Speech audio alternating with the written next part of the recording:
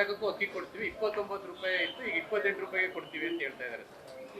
ನಾವು ಕೇಳಿದಾಗ ಯಾಕೆ ಕೊಡಲಿಲ್ಲ, ಸ್ಟಾಕ್ ಇತ್ತು ಕೇಳಬೇಕಾಯ್ತು. ನೀವು ಅವ್ರ ಹತ್ರ ಸ್ಟಾಕ್ ಇದ್ದಾಗ 34 ರೂಪಾಯಿ ಅವತ್ತಿತ್ತು ರೇಟು, 34 ರೂಪಾಯಿ ಕೊಡೋಕ್ಕೂ ನಾವು ತಯಾರಿದ್ದೀವಿ. ಆಗ ಅವ್ರು ಕೊಡಬೇಕಾಗಿತ್ತು, ಸ್ಟಾಕ್ ಇತ್ತು. ಅಧಿಕಾರಿಗಳು ಬರೆದ್ರು ಅಕ್ಕಿ ಕೊಡ್ತೀವಿ ಅಂತ.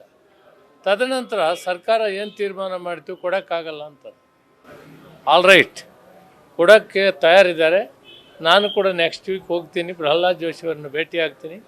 ನಮಗೆ ಅವಶ್ಯಕತೆ ಇರುವಂಥ ಅಕ್ಕಿಯನ್ನು ಕೊಡಬೇಕು ಅಂತೇಳಿ ಮನವಿ ಮಾಡ್ತೀನಿ. ಅದಾದ್ಮೇಲೆ ಆಟೋಮೆಟಿಕ್ ಆಗಿ ಇದಾಗುತ್ತಲ್ಲ ಸರ್, ನಗದು ಬದಲಿಗೆ ಪಡಿತಾರ ಕೊಟ್ಟರೆ?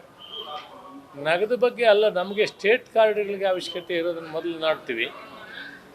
ನಗದು ಬಗ್ಗೆ ನಾವು ಇನ್ನೂ ಡಿಸಿಷನ್ ತಗೊಬೇಕು. ಸರ್ಕಾರ ನಾವು ಬೇಳೆ, ಎಣ್ಣೆ ಮತ್ತು ಸಕ್ಕರೆ ಇವೆಲ್ಲ ಕೊಡಬೇಕು ಅಂತೂ ಕೇಳ್ತಾ ಇದ್ದಾರೆ. 93% ಜನ ಬೇಳೆ ಬೇಕು, ಎಣ್ಣೆ ಬೇಕು ಮತ್ತು ಸಕ್ಕರೆ ಬೇಕು ಅಂತ ಕೂಡ ಕೇಳಿದ್ದಾರೆ.